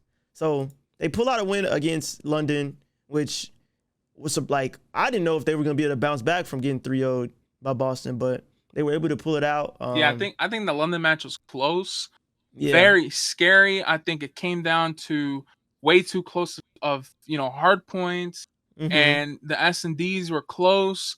I think the second map was they almost got comebacked on. They're known for like that 5-2 comeback curse, and I think they closed out. Luckily, they closed out maps against this London team, but I still think this they could have lost. They were really close. No, they were super close to loss. They just had they did what Optic does. They clutched up when they needed to clutch up. Like, their superstar power helped them clutch up in the moments they need to be honest. Like, yeah, I mean, because Dashy went crazy. And Ghosty went crazy. Yeah, they I think that some London players performed really good, and they probably did deserve the win. I think they were really close from winning, but Texas knew that they had to win this series at their home series, dude, and they can't go out they like that. Can't lose this series, no matter what. They knew. Yeah, and then they jump against Florida. They play against Florida, and this is where things start getting kind of like that. They got that win under their belt, and this is where things started, like the steamroll started happening. This is where you started feeling like a different type of energy. Like, no. Let me not speak too soon. Was like, okay, you can beat Florida, but let's see if you're gonna be able to make this run. Like, let's see if you're gonna be able to make this run, because I think the teams that they start playing after this is crazy. I think as an IGL, I'm a pretty good IGL. And you join a new team, brand new players, and you're an amateur. You go into a pro team that's 3 all-star players, and you're the IGL, and you're telling these guys how to play. and you beat a Yeah. London team. So now you feel like, okay, I know You're that confident in I your know that I comms. You're can I know confident that in I your can give ability. these comms. I know that I can tell Yeah. these players what to do, and Yeah. I know his stats aren't the best, but he But made nah, everybody Ghosty else did what play way better yeah. and Ghosty is a great teammate. give them that opportunity to, hey, yo, you know what, shotzzy, run, go out of the hill. Yeah. I'm pretty sure that's going on in every hardpoint hill. Like, hey, rotate, I'll stay in. Hey, I'll hold the control. You push out, and Yeah. just letting them, ego Letting chow, him be free. Yeah, and let him be and letting free. Dashy just play how he wants, pick up Yeah. flank, pick up middle lane, and after that first series, as an IGL, you get that confidence, and you're like, hey, That's all you need, bro. you can play anybody, and now you know Yeah. that your comms are gonna work. And Mm-hmm. Florida, they probably got caught off guard. Like, Yeah. they probably got, they got smacked way They too were hard. they were coming off flat. Yeah, they were coming off flat. Like they beat NYSL, but it was like a momentum thing more. Like, bro, Optic. Like what I've gained from that, like this series, is like you said about that, or like you said about Ghosty. Like when you look into the comms, he's doing a lot of the calming. Like he's talking a lot, but like everybody played good. Like they were shooting, bro. Like who played good? Dashy played good. Shotzzy played good. Even like Dan went even. Like they outclassed Florida in many ways. And I think Ghosty like wanted to beat Fellow really, really bad. People were gassing it up on Twitter and stuff like, yo, like Fellow called him his son and stuff like that. So like that was a really good match for them, and they just outclassed them. Like you could tell from the hard point, like when that first hard point, like yeah, it was kind of chippy. Florida was kind of keeping it close, but it got to a point where like they weren't even able to touch the hill at one point. Like they just started getting steamrolled, bro. So yeah, I think Shanti had a crazy map. He had a crazy yeah. control. They lost the control. He still went off. Yeah. This could have been a 3-0. Yeah, it should have been. It's just like that control. Honestly, they didn't stack the point. I remember this. They didn't stack the point on control. They literally like pushed out. And I think, if they would have stacked the point, they would have been fine. That's the problem with Texas in control. They don't stack any points. They get 2 down and they push out, and that's a big problem with their control and why that's their weakness. And I think maybe Ghosty's calling that out, like, hey, push out. But I think that if you stack and you have Dashy and you have shotzzy, they're just looking at one spot. Yeah, it's just gunfights. It would be an easy and cap. they're pre-aimed up. Yeah, they're pre-aimed up. The tick goes crazy when you forward hop. And I think faze is good at that. I think faze is good at hopping, stacking, and they pick up the right angles, and they just sit there and they pre-aim, and they know they're not going to get gunnied. So for them, this is like cakewalk. But I think Optic, it works in hard point, just push out. Yeah. But I think in control is just, it's very team based. Like we know, because we play ranked, bro. Like if we get 4 dead and it's only 2 of us on the point, it literally, bro. If all 4 of us hopped on a point, it's over with. Like the round is over, bro. You might have to win 1 or 2 gunfights, but like when you don't hop it, you make it like you have to get multiple waves of kills, and that makes it like the odds. It messes up the odds. Like 4 stacking is super important, especially on hotel. Like, bro, 4 stacking is crazy. So yeah, they just weren't able to 4 stack. And if they fix that, like if they start implementing that into their control with the slaying power, bro, I really think that they can really become a good control team. Yeah, and I know we're gonna talk about roster changes down the line. This team doesn't need a roster change. No, it doesn't. But it needs a roster upgrade. I think we're gonna talk about it later on, but in control, it shows a lot when you have 2 of the same playstyle subs and they don't know how to slow down and hop it. If you have 2 cracked out subs that they just push, that in control, it's not gonna help you. Yeah, I think this is where Hook needs to be more of an objective based player instead of a slayer. Like I think it's either like it's situational, obviously, but I think in a perfect case scenario, you would want either Dashy to be there or shotzzy to be there. Like I mean, if you look at other top teams, well, Surge isn't a top team anymore, but they're good. Yeah. But if you look at like their subs and how they play, they have that at BZ who just runs out, and flies at people, no matter if he's going to win the gunfight. But then I think about it as a boxer. They have that simp who just sits there and he wants you to push him because he knows he's going to gun you. Same thing with Pred. Yeah, it's like a Pred. It's like Pred. He'll sit there and hold an angle as a sub in hill and he will cap the control. He will play the hill, but he knows that he's popping a 3-piece if you push straight at him. And Nah, and facts. they don't, we're gonna talk about this later on, but Optic doesn't have that. Yeah, they get caught sprinting a lot. Like who could be in a position where if he just sits in a corner, kind of play a little bit ratty, he'll get more 1 or 2 kills, but he'll sprint out and not get any kills, and they'll throw I think throw the momentum we'll move on off. to the next series. But when we do talk about roster changes, this is something that Texas does not need a roster. But no, they don't. At the end of the season, picking up like a pred would help them a lot. We're gonna talk about later on, but let's move on to Boston. Yeah, and then I seen last thing. I seen that Censor was talking about Ghosty. Oh yeah. I seen that Censor was talking about Ghosty. He was basically saying like Ghosty needs, like, basically Ghosty is worried about his spot. And I feel like right now, even if like people like you said, like there's a potential of changing, like he's doing really well. Like he just needs to focus on performing the best he could perform. And even if he isn't on Optic, there's a potential possibility that he could get on another team.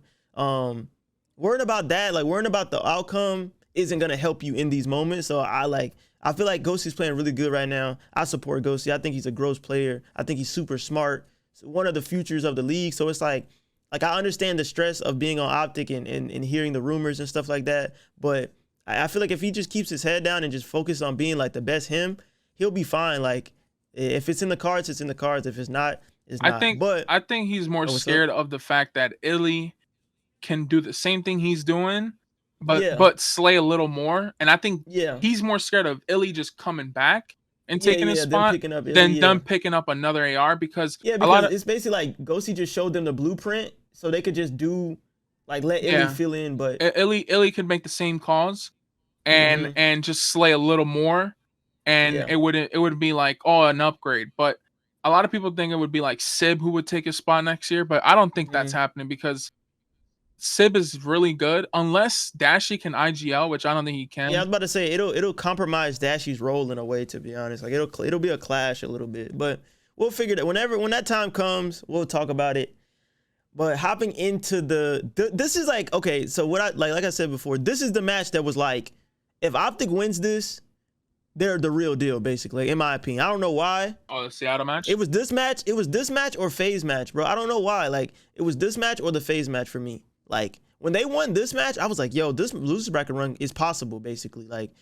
Like these other two teams, you expect Optic to win, right? Like, but them beating Surge is beautiful, bro. And they did it in a really good fashion. They dominated them in the hard point, dominated them in the S&D. They lost control because they just, like we said, their struggle is in control. And then they destroyed them in the their play sounds in Memphis.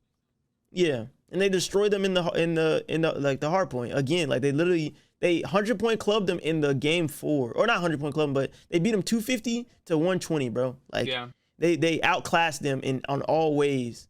And man, I truly think that like this is where the momentum starts happening. Like you said, like the confidence in the comms, the team is flowing. Who stood out? Who can shotzzy went off? Like who can shotzzy went off this this game is one, definitely bro. Hook's series in general. Yeah. Hook went off, completely off. This is like, I mean, he had to do good in one series, or else they were gonna like shame him and say LePred, Optic Pred. Yep. And they were chanting it. He had a big, like, I feel like the team, like these two players, Hook and Ghosty, had like a chip on their shoulder. And if you look at like the damage, they all had like in the relatively like 8K, like they all stayed consistently like the same damage. Like they're putting out the same amount of damage. I don't know. I like the way this team played this match. Like this match showed a lot from this team. Same with the FaZe one. I really liked how they played. Yeah, I think them winning hard points against these top teams is what makes it feel good. Yeah, I think them winning, 250 to 120 against Surge, and I think I think like that Albagra was like, it was like a 50-point club for like the first like 3 minutes, and then they obviously got 100 points, but it was over by then. And I think that just makes it feel better, because everyone knows Optic's going to lose their control no matter who they play. They can play the worst team in the league. They're going to lose it. They lost it to the Ravens. They'll lose it to anybody. But for them to have S&D on lockdown, because they're probably top 3 best S&D team right now. And then for them to beat these top teams in hardpoint, I think that's what makes them better, feel better, play better. And you know, it comes down to their sub players in these hard points, you know, get gritty and hill and push out cuts. And their playstyle right now is shining in hardpoint. And it works really well against whoever they play. I mean, Pred still had a good series. Yeah, 100%. And He's the Pred, bro. And I know we're gonna talk about Surge later on, but that Mac duo is not working. Yeah, he gotta get some shit. He gotta figure it out, man. And Hook and shotzzy, they're unmatched. They have their moments where they click. Like they click more than they don't click. Like their S&D or their controls show that they still have some work to do as a duo. But when they're clicking, bro, they start going crazy, dude. Yeah, like, their play style right now, that duo, sub duo play style, works in hardpoint against anybody, and it showed in this match specific. Yeah, 100%. All right, so we jump to Boston, man. We jump to Boston. This is their revenge match. This is the match that they got 3-0 by Boston in the beginning of the tournament. Dashy, you know, he said, "I'm getting my revenge." Bruce Wayne, Batman, and he showed out. Stupid, dude. He fried the bean. Kills. Yeah, bro. He baked them, bro. He's baked beans out here, bro. Like he put them in a blender, bro. And this is where, bro. Like, I'm not even an Optic fan, but I love like good Call of Duty. I love when a team is playing really good COD, and they improved from the Seattle match drastically. Like all of them went off. Like, bro, okay, Ghosty has a 1.28. Dashy has a 1.94. Hook has a 1.6. shotzzy has a 1.14. Like they outclassed them, bro. They literally outclassed them in every element. Obviously they lose the control, or obviously they lose Boston beat them in the S&D, which was surprising, but like they were able to win a control. So it's like it was a give or take. Like they lost the S&D and they won the control, which is crazy. If like Boston let them win a control, that's insane. Yeah, but I think we're gonna see in the FaZe series, but I think Dan and Ghosty figured out what they were doing wrong in control, because they win the next two controls against FaZe. Yeah, and he figured out what was going wrong, because if you look back at the other 3 matches, Shotzi's going off in every control match. So it's not the slaying, it's just their play style. And I think it's just that stacking, playing as a team. I think this, you know, they switched their map vetoes for control, and they started playing a different control map, and figured out, hey, look, we need to play this way. And them winning the control is a freebie. That's it. Their series is over. Yeah, and I couldn't even imagine like the momentum they get from winning a control, since they know that they're not good at it. The fact that they could lose a S&D and bounce right back and then win a control, like they won 3-2, but they still a win. A win is a win. Like they still won it, bro. Like that's a big momentum thing. Yeah, I think if from now on they change their veto and they actually get better at control, I think they're a force to be, because that's the thing. They lost the S&D and they still won the series. And that's something good, because they're known for, you know, winning all S&Ds. And for them to win all respawns is really good, coming from the Illy situation of them not winning any respawn and only winning S&Ds, to now winning every respawn and losing a couple S&Ds. You know, that's a good change. And Boston isn't a bad team. And they just, you know, they caught the hand of the hot hand, and Texas, you know, blowing them out completely. Yeah, man. And okay, so we jump into them against FaZe, bro. And this is why, like, seeing what Center said about Ghosty kind of like threw me off. Because this hardpoint, like this season, or this map, this like matchup, he went crazy. Him and shotzzy went crazy, bro. Like he had a 1.40. 1.40 in the hardpoint, bro. Like Sellium was the only person that had a 1.0. Like everybody else was negative, bro. Like I think this match, clubbed him. Coming from an Optic fan, right? This match was good because at all times shotzzy was frying. At all times, every map, every time you watched him, he was frying. And coming from the Tiny Terrors the last 3 years taking over, I think that was amazing to watch, because Hook didn't have a good series. Let's just point that out. He didn't have a good series. And if they would have lost this, Hook had to be dropped, because there's no way shotzzy's frying and they're losing. And then they're losing. They're not able to win that. Because that's the thing. Another thing, Atlanta isn't known for winning respawns. So for you to, do bad in a respawn against FaZe that's not acceptable. And then for them to win the control and both hard points, and the first hard point was a blowout, and they barely got 100 points, and then Map 4 was a close win. I think if this would have gone to Game 5, FaZe would have won. It would have been like a 6-1. I already know it. But yeah, winning those respawns, especially the control and the first hard point just felt good. But there is a thing that, still you got to realize Hook isn't showing off against top team. He shows his weakness a lot when it comes down to like, especially players who are smart and they can counter him. Like he gets punished a lot. Yeah, I think if Optic wants to be consistent top 3 or even win majors, you got to get a different. And I know we're going to talk about it, but Ghosty has been the best change only because he's completely changed their respawns. But when your second sub gets shut down, it's hard, bro. To bounce it. Yeah, it is. Yeah, man, but they closed it out. They were able to 3-1 them, and then we jump into the grand finals, bro. They make the run. They literally make the run, and they play against the boys, bro. They play against Big Scrappy, man. And honestly, once I seen the hard point, like once the hard point happened, and like I kind of knew that like it was gonna be hard. They had to win the S&Ds. They had to win the S&Ds. That 5-6-5 S&D. Yeah, that you had to win the S&Ds. That was the only way you were gonna beat this team. And if FaZe would have been in this position, FaZe wins this series because Toronto had no game in S&D.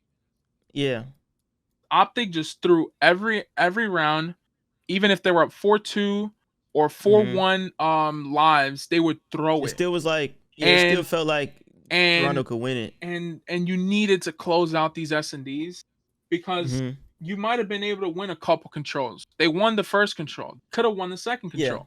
I think they lost momentum losing that S&D and knowing that was their save. Like, we need to win this S&D. Their bread and butter. And they didn't win the S&D. They choked. And then they went to the control. They lost all momentum. And they were probably gassed from playing all weekend long. And, at a certain point, this Toronto team showed off. And, they just outmatched them and respawned. But I think they already knew they had no chance in winning any hard point. And they had a flip of a coin for controls. And they had to win the S&Ds. And, they just didn't win it. Honestly, and it's crazy because, like, based off of the maps, like, they fought hard in the control. Like, they won the first control. And, like, it's crazy to me because if they would have won that S&D, if they would have won that S&D, bro, they would have been in such a good spot. Like, I think they could have lost both of the hard points and won those two. I think if they win the S&D and they play the next control and they're up 3-2, and they're on game and they play that control, I think they win the whole series, and they win the event. But I think Optic is a momentum team. It's a momentum team for sure. And when they lose a map that close, it hits them. And Dashy loses full. We know Dashy loses full. And then shotzzy was probably like, dude, like, we gotta win this. And no one's taking him. Taking him serious. Like, so it's like, And then probably Hook, wasn't having a good series, or he had a good series, not bad series, but no one. They just got outclassed. No one was going off. They just weren't. Nobody was popping off. Like, they popped off all the way up to grand finals, and then they wasn't able to keep that fire going. Dude, it was such a, like, I really enjoyed watching this though. Like, honestly, this has probably been one of my most favorite events to watch because of the storylines and like the losers bracket run. This is a beautiful. I love that weekend of Call of Duty was beautiful, bro. I'm not gonna lie, like it was fire. Other than a couple teams like shit in the bed and stuff, but for the most part, it was a high level. This is why like people love competitive Call of Duty, dude. Like Scrap. I wanted Scrap to shit talk at the end, but he took the classy route. I get it. It's Optic fans. I ain't listening. I understand it, but I wish he would have stayed. Like, I wish he would have pulled out like vintage aches or some shit, like baby aches, and like talked this shit because he was talking a lot of stuff, like a lot of shit against shotzzy. But yeah, ultimately they Yeah, lose, they get second, and we putting these boys. it was a good run. It was a really good Yeah. run. I don't think they're S tier because I don't know if they will redo it. Yeah. And that's gonna be the question. And that's gonna, most people say, oh, Dan's career got saved. Mm-hmm. Wait, He just clutched up though. He just did what he needed to do. We didn't do them. No, I know. I'm on when it comes to these teams. Like, since we don't went through the maps with them, like we already know what they're the winners. So, like they won everything. Like they literally won everything. Like they won. So like this is a given. Like this is a given right here. Like I'm just putting them there because it would be kind of like pointless to go back and go over the matches that we just went through. Like the Optic run was kind of the run that sealed up the tournament. Yeah. No, I think like Optic has to redo a run or like mm-hmm. get top 4 to get S tier. Yeah. I don't think they'll be S tier unless they either win a major or they get top 3 every event. Yeah. So yeah. Yeah, like, and then Ultra, we know they won the event, like really good fashion. They didn't seem like to break a sweat in a lot of these matches, to be honest. Like they had a pretty clean run. So I put them in S just for that. Mutineers, rokkr, I don't want to go over their matches, bro. I'm gonna be honest with you. But we can talk about them. We could talk about what is their issue. We could talk about, because we talked about it when we talked about like their player, like who they played against. But like these teams, I guess like these teams, when it comes like to these bottom teams, other than Vegas, like what would you put them at? They lost first round winners. They didn't win a series, and they have a lot of talent, and they still can't win. Would you say rokkr is the worst team? I don't think they're top 8 anymore. I think that they're top 12. I think they're pretty good top 12 team, but I think Vegas is better than them. I think Vegas is performing better and can actually match up against these top teams a little better. And yeah, I think rokkr is maybe a C tier, but not top C. I wouldn't put them top C, but that's pretty good right there. Okay. And then you said obviously Vegas is better. So would you put Vegas top of C? I think with the change, they are B. Yeah. Okay. But at this, so for right now, they're C. For what they performed, I think they're top of C. And if they do it again and they get a top 6, top 8, then they're definitely a B team. Okay. So for me, they yeah, I think Surge. We're gonna talk roster changes, but I think Surge is definitely needing a roster change, and they have 2 really good players that aren't placing well, and they match up against lower tier teams and win it, but then they play like top tier teams and get smoked. So I think that I think they're C. I think this is just a pool of C teams that none of them are B. And I think that they're C. They're better than Florida and rokkr, but I think them and Legion are fighting. Yeah, they're fighting for that. For that like 7th place, especially with the changes that have been made. But I definitely think if Surge is 7, Legion is 8 for sure. Okay. I got you. Yeah, so that's our post Major 3 tier list. And now we're going to start talking about these upcoming matches, right? So now we have the upcoming matches. This is the schedule of the matches. So first match, we have Boston versus Vegas. We have LAT versus London. And then we have Atlanta versus New York. And honestly, like, now we can get into the changes that have been made, right? They picked up Yuli, like, and they dropped Paul. I was ready for this. I'm not gonna lie to you. I was very ready for this to happen.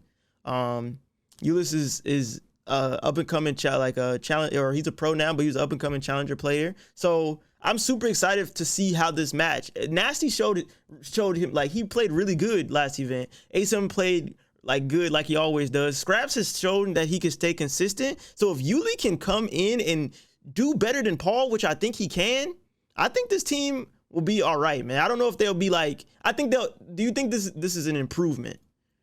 I think Yuli's a good player and he's been doing good in the AM scene, but he needs to show. It needs to show in these matches. And I think that this team just needs a 1.0 player. Like, doesn't have to go off, doesn't have to do bad, just do even, do good enough where, he's helping the team and like a Dan situation. Because I think Nasty's going off and I think Asim's consistently doing good. And then Scraps is gonna get better by the day. And they just need a guy that can just fill a role, fill a play, and fill the gaps and just play like a 1.0 player, like a Clayster, just fill in the gaps. And as an AR player, I think that's doable. I think he can do that. I don't think it takes that much. And look at Fellow. He came in and filled the role and actually did pretty good. And I think Yuli, this is his chance. I think, yeah, they're a bottom team. Will they make champs? I don't think so. But this is his chance to prove that he's ready for this. And I don't think there's that many AR spots that AMs get chance for. And this is one where he has taken an AR and he needs to prove his how good he is. Yeah.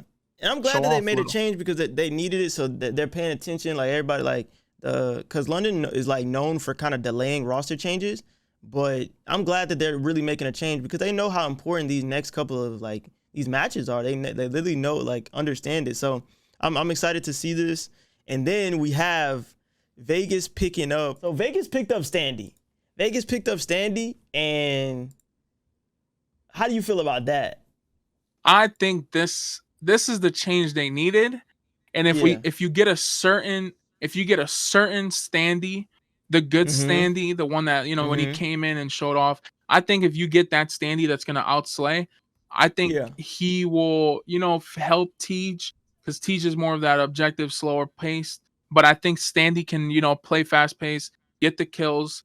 On Ultra, him and Kleenex were playing sort of the same role, so it they kind of clashed. But I think on this team, Tej is more of a slower pace, and I think that Tej can bait him, can play way better, and this is what this team needed. They needed a top SMG player that can come in and fill Turiel's spot. And Turiel did good, but Turiel doesn't have that like crazy slaying power consistently. And if Standy can bring that to the table, this team will do. They'll knock him to another level. Really good, because I think Temp is a slayer, and if Standy could be that sub slayer they need, then this team can completely go off and maybe get top 6, maybe get a top 4 placing, but for sure they can break into top 6. Yeah, I like this pickup. I was super. He's on this revenge tour, man. Like they just dropped him, or Toronto just dropped him, and they won. So he's on a revenge tour, and I think this is the best team for him to be picked up on because, dude, you got that leader, that veteran leadership in Clay, and Temp has been doing what he needs to do, and TJ Halley, I think TJ Halley's been underperforming, but he's an S&D. Like he still is like doing what he needs to do in S&D. But like you said, like the pacing, I feel like this will help a lot. Like Standy's actually cracked at this game too. Like he's not bad, so I'm super excited for that. I think we should go on teams that need a roster change. I think. Okay, so teams that need a roster change. I think we will talk about the matches later on CDL Pick'em. But I think that there was a 2-week grace period that could have made changes.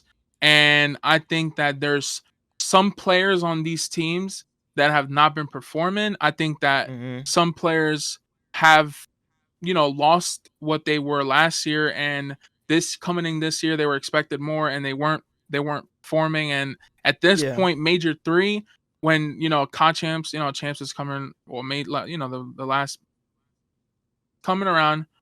Yeah, they need to show out, and if they don't do the roster change now, most of these teams aren't making it to champ. And there's some teams, I don't know which one you want to start off with. We can start with this team, man. We can start with this team, bro. Okay, yeah. My boy P Dog, man. Yeah, I think Priesta. Last major, he didn't do good, and people were like, you know what, we'll let it slide. New York is fine, but I think Major 3, they had to do something, and for them to get 0 points at the major and to get DFR'd and to have a guy like Hydra that's still going off every series, I think Priesta Yeah. isn't doing as much as he should. I think he needs to be that Slayer flex role and that every team has, and he hasn't been performing at all. And I mean, they have a guy like Wardy in their sub Mm-hmm. spot, and I think that there's some amateurs that should get a chance. Priesta is known for the last 2 years that he slows down and he needs to perform, and I think this was his last chance. And if they didn't make the change now, I don't think I don't know what next major is going to be. I think they should have made the change and at least do a tryout. But Yeah. I think Priest is the one for New York. Yeah. And it might be just because like the coach, they probably like the game plan that they have, they got a win under their belt, so they're trying to they want to stick it through. But he definitely is underperforming. But we'll jump into the next player. We have Cammy, man. We have Cammy with the Minnesota rokkr, man.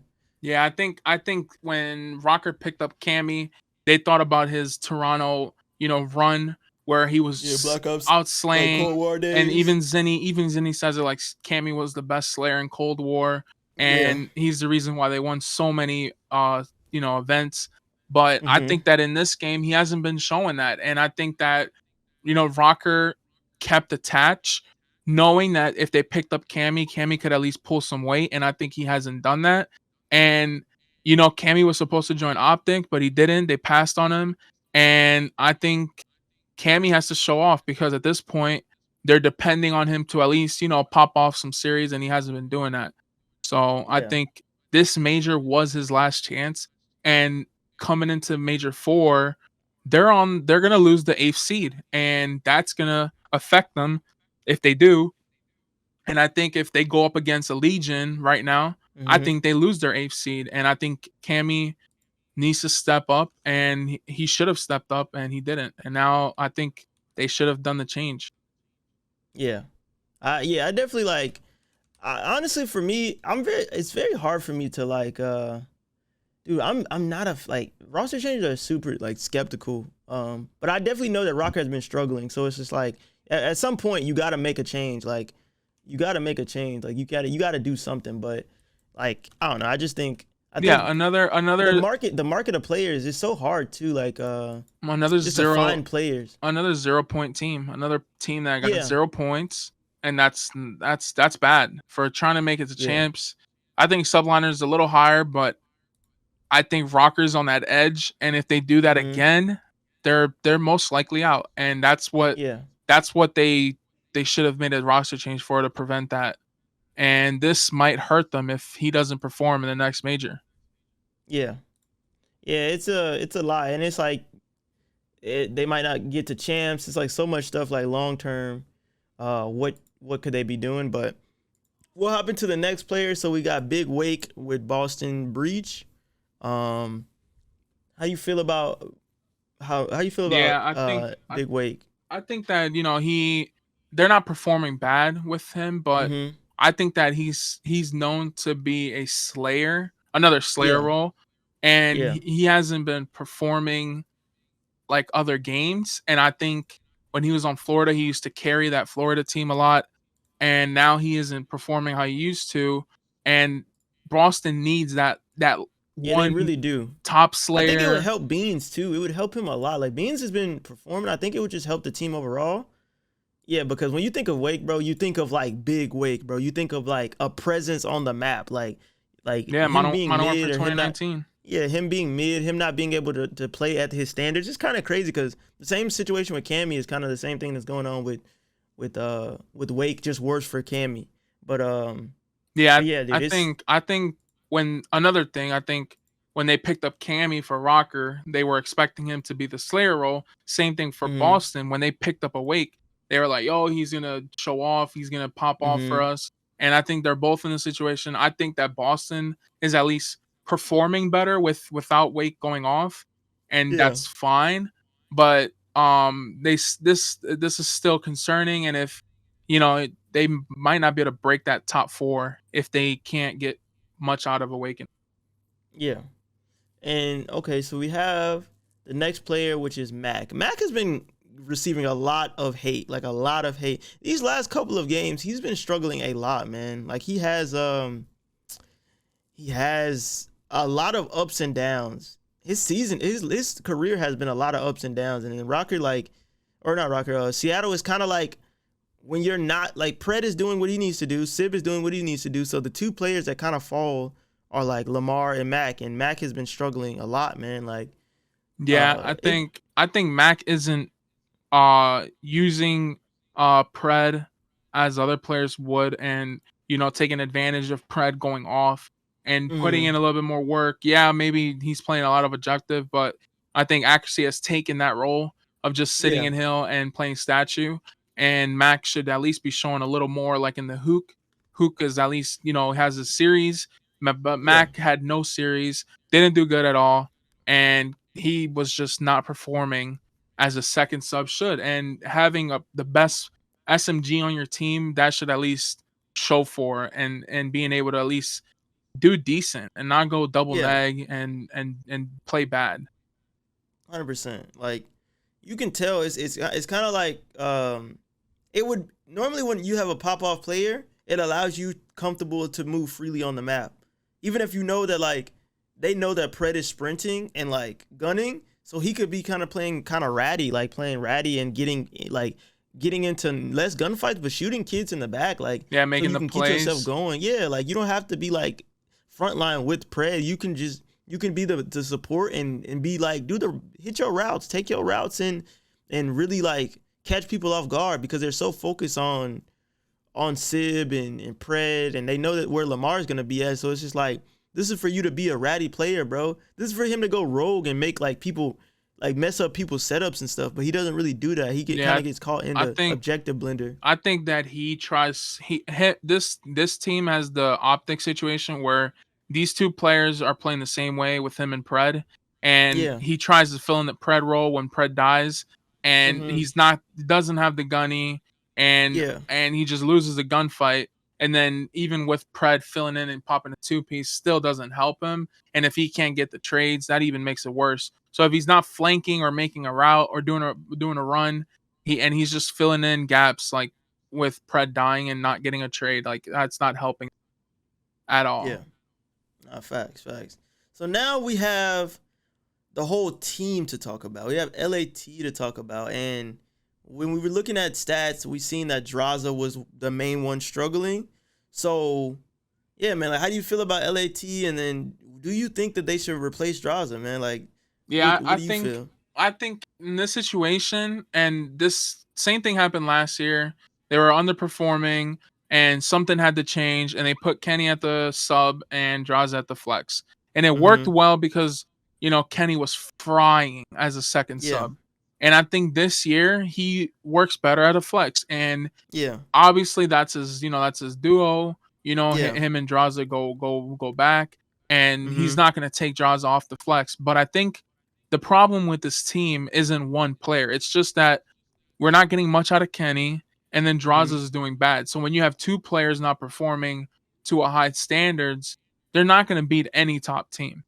And yeah, online sometimes they beat a couple good teams, but every series there's someone doing bad. And recently, this last major, Draza didn't perform, so it looks bad on Draza, but there's no one else to blame it on. And this team's known for doing teamwork and comms, but Yeah. if you're not slaying, no matter how good Yeah. your comms is, You can't really do you that. won't perform. Yeah. And I think that it might be time for Kenny to play the flex.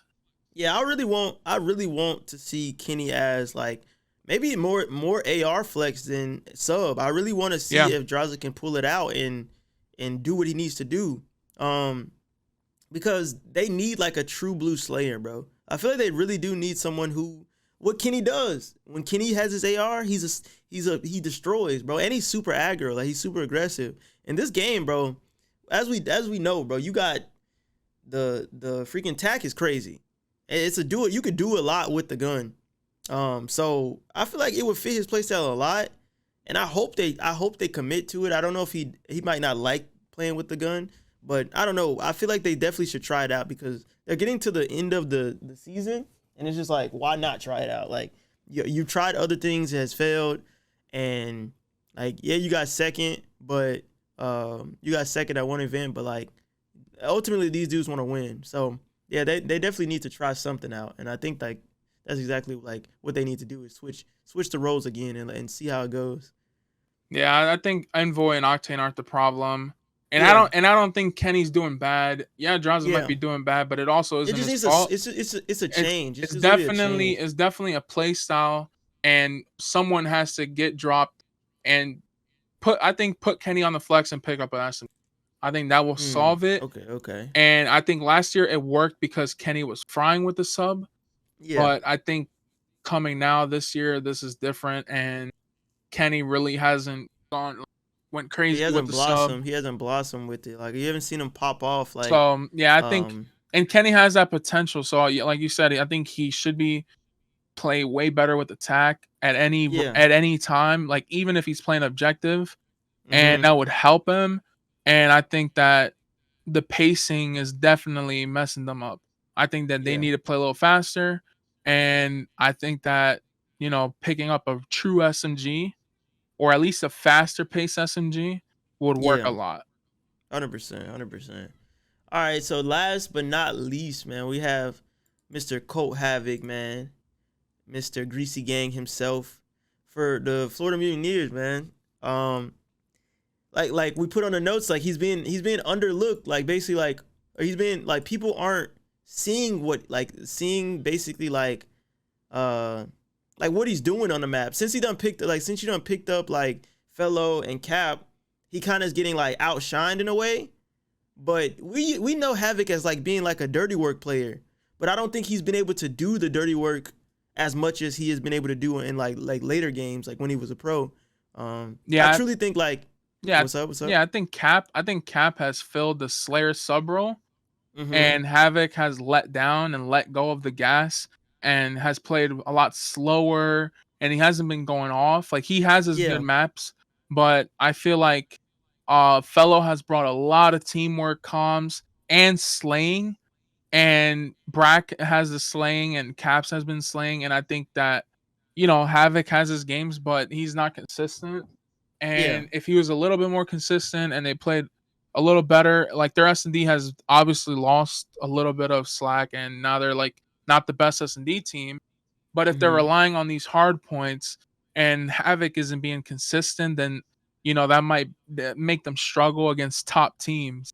Okay, And I think that Havoc has let go of the gas now that he yeah, he has a true team. yeah.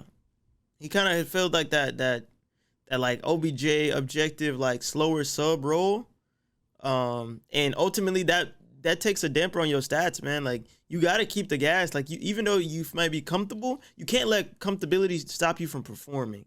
Um, so yeah, it sucks to see like a player who he keeps getting a chance, and sometimes like he gets at a point where he gets confident or like too comfortable, and he kind of like lets off the gas. But yeah, so ultimately, man, there's a lot of teams that are on like the hot seat, like they're on the chopping block. These matches and this next major will make up like will ultimately tell the story on how like what they're gonna do with their team. But those are the players and teams that we have on the hot seat. For the most part, I think that we is should do the last one, LAG. okay. We should do the last one. I think LAG obviously had a bad major Yeah. because of varsity, stepping out. But I think Mm-hmm. it still showed that there might have to be an AR change because Yeah, they clash a lot. their roles are clashing. And I think that they're Yeah. both main ARs. And in this game, you can't really have too many ARs. You have to have a fast paced AR that's slaying at every hill. And I think that, these two players, Assault and Arcades, can't really fill that role.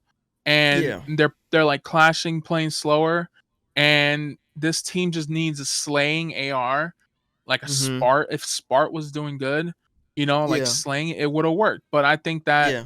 they need to figure out who needs to get dropped. And Assault has been doing good. RCD has the hand situation, but we know Yeah. RCD's is probably a better AR than Assault. Yeah, like And when you look at the like longevity of it, Arcitys is a world champion. He has accolades. He's been put in a pretty difficult situation. Like I said in the beginning of this episode, like I feel for him because he's going through a lot of changes and he's a world champion. He's kind of getting like the shit into the stick with like how things are going. But yeah, dude, you can tell it's definitely a clash because this major assault went crazy. He literally went crazy, and obviously Alec had the hand issue, but that still shows like it's like somebody like there's an AR that's performing and there's an AR that's not performing. yeah, I think one of them has to change, and they can trial different ARs. Mm-hmm. But I think that, I mean, they might not even make champs even if they make a change. But I Yeah. think before the major they were on a good run, and they were beating Mm-hmm. a couple of teams at the bottom tier, and they were keeping up. Yeah. But I think that that hand issue was probably bad timing for them. They needed this major to go well, and it didn't go well, and now they're probably not going to make champs. And I think you need that roster change to revive the team and make them a little more Slayer heavy. And they have a pretty good sub duo, so it's not like their subs are doing bad. They just need Mm-hmm. an AR Slayer, a flex, a nice Yeah. flex Slayer. Yeah. All right, well that wraps up the hot seat. Like basically all the teams that are on a hot seat, man. And then we going into this next couple of matches. Like we said, that the matches are on March the 31st. We have a segment where we're gonna do pick'ems and prize picks, and we'll throw it to that whenever that comes. And yeah.